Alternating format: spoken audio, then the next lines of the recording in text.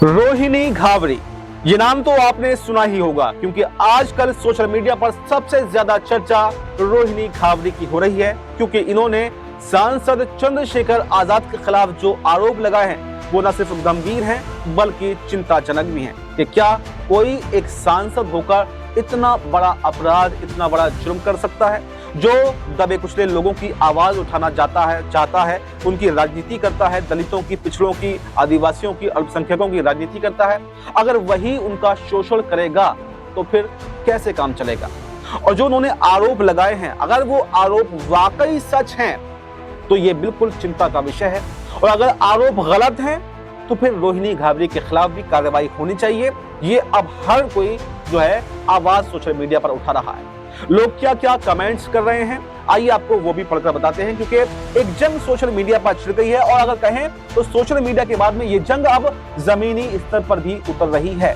पहले लोग ये सवाल पूछ रहे थे कि रोहिणी घावरी को अगर आपत्ति है तो फिर वो सोशल मीडिया पर क्यों, आखिर कोर्ट क्यों नहीं जा रही, वो कभी FIR करवाने पुलिस के पास क्यों नहीं जा रही?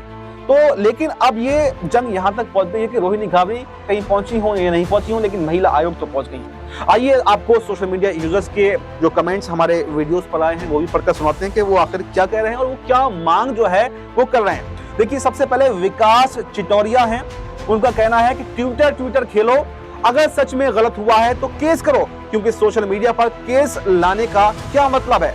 अगर गलत हुआ है तो हम आपके साथ में हैं, लेकिन नहीं हुआ है तो फिर आप समाज को बांटने की कोशिश कर रही हैं, समाज को पीछे ले जाने की कोशिश कर रही हैं, और ये बिल्कुल भी स्वीकार्य नहीं है। वहीं पर अगले यूजर हैं, एडवोकेट साहब के नाम से इनकी आईडी है, और ये कहते हैं कि जब अत्याचार होता है तो पहले पुलिस से शिकायत की जाती है, फिर कोर्ट में जाया जाता है, लेकिन आप में से दोनों में कोई भी ना तो कोर्ट गया है ना ही पुलिस के पास में गया है, क्योंकि आप जो है वो सच को छुपा रहे हैं, आप सिर्फ समाज को गुमराह करने का काम कर रहे हैं। इन्होंने दोनों को लपेट दिया, इन्होंने चंद्रशेखर आजाद को भी लपेट दिया, रोहिणी घावरी को भी लपेट दिया कि ये जंग जो है सोशल मीडिया पर बंद करो, इसको जमीनी स्तर पर लड़ो, ताकि जो जनता है वो समझ पाए आखिर सही कौन है, गलत कौन है। इसके अलावा सवाल नंबर 3 है, ये है खालिद मोहम्मद साहब हैं, ये कहते हैं कि अगर किसी ने गलत किया है तो कानून उसे सजा जरूर देगा, ये सोशल मीडिया अदालत नहीं है, आरोप साबित करिए, सिर्फ पब्लिसिटी के लिए ये सब करना बिल्कुल भी ठीक नहीं है। बिल्कुल देखिए, हर सोशल मीडिया यूजर, ये तो इनका हमने बताया आपको, ऐसे बहुत सारे सोशल मीडिया यूजर हैं जो ये कह रहे हैं कि अगर आपके साथ में अन्याय हुआ है, शोषण आपका हुआ है या कुछ भी हुआ है तो आप अदालत में आइए ना। अदालत किस लिए है? इसीलिए तो बैठी हैं, खाली सोशल मीडिया के जरिए आप पब्लिसिटी हासिल अगर कर रहे हैं तो ये इसका दुरुपयोग है और ऐसा बिल्कुल भी नहीं होना चाहिए।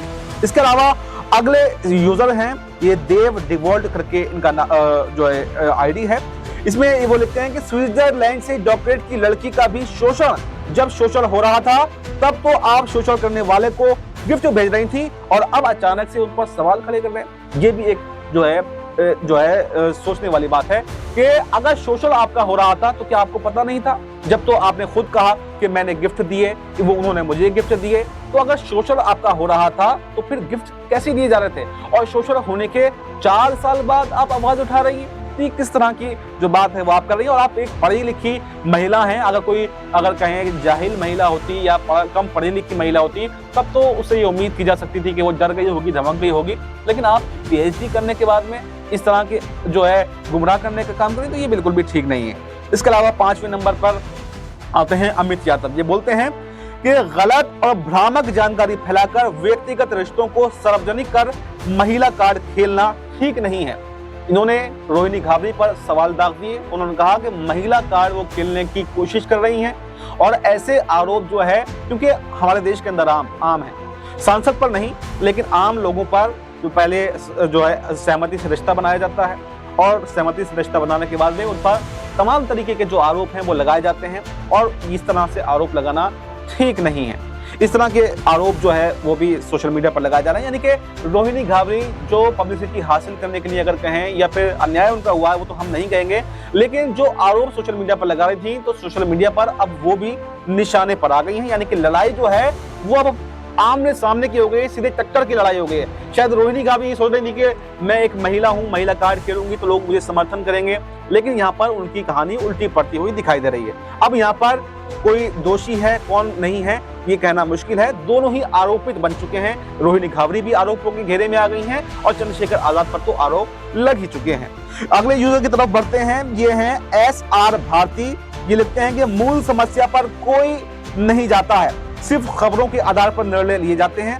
आरोपी एक ऐसी वर्ग का नेता है इसलिए सब चुप हैं। इन्होंने चंद्रशेखर आजाद को कहीं ना कहीं लपेट दिया। इनका कहना यह है कि क्योंकि जो आरोपी है वो ऐसी वर्ग से आता है और ऐसी वर्ग के खिलाफ हमारे यहाँ एकदम से मुकदमा दर्ज नहीं करता अगर दोनों ही ऐसी कास्ट से रहते हैं। अगर ये मामला ऐसी बनाम स्वर्ण होता तो अब तक तमाम संगठन सड़कों पर उतर गए होते।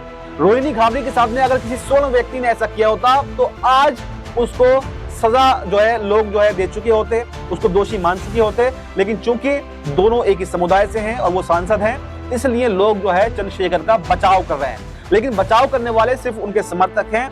यहाँ पर रोहिणी के साथ में अन्याय हुआ है, इनका कहना ऐसा है। इसके अलावा अगले यूजर हैं, ये कहते हैं राजेश कुमार कि तू RSS की दलाल है इसलिए इतना बोल रही है, बीजेपी के कहने पर तू चंद्रशेखर को बदनाम करने में लगी हुई है। इन्होंने साफ साफ रोहिणी घावरी को लपेट दिया। यानी मैं आपको बता रहा हूं कि सोशल मीडिया पर भी कुछ जो पक्ष हैं वो रोहिणी घावरी के साथ में है, तो कुछ रोहिणी घावरी के अगेंस्ट में है और चंद्रशेखर के साथ में है।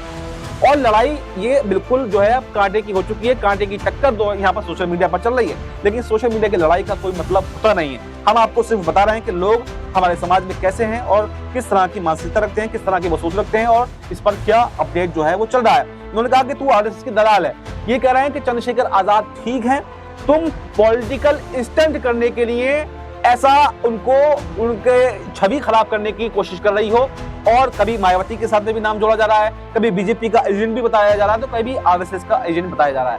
लोग अपनी अपनी मानसिकता के आधार पर इसका जो जवाब वो दे रहे हैं। जो मायावती के साथ में जो है उनकी सहमति नहीं बनती, वो मायावती पर आरोप लगा रहे हैं। वहीं पर जो मायावती के समर्थक हैं, चंद्रशेखर आजाद के समर्थक हैं, वो इसका आरोप बीजेपी पर मढ़ रहे हैं, RSS पर मढ़ रहे हैं। तो इस तरह की तमाम बातें जो है वो सोशल मीडिया पर चल रही है। इसके अलावा अगला नाम आता है अर्जुन सिंह आजाद का। ये कहते हैं कि अगर गलत हुआ है तो पुलिस स्टेशन में रिपोर्ट करो, एक्स पर ज्ञान मत दो, जय भीम जय संविधान।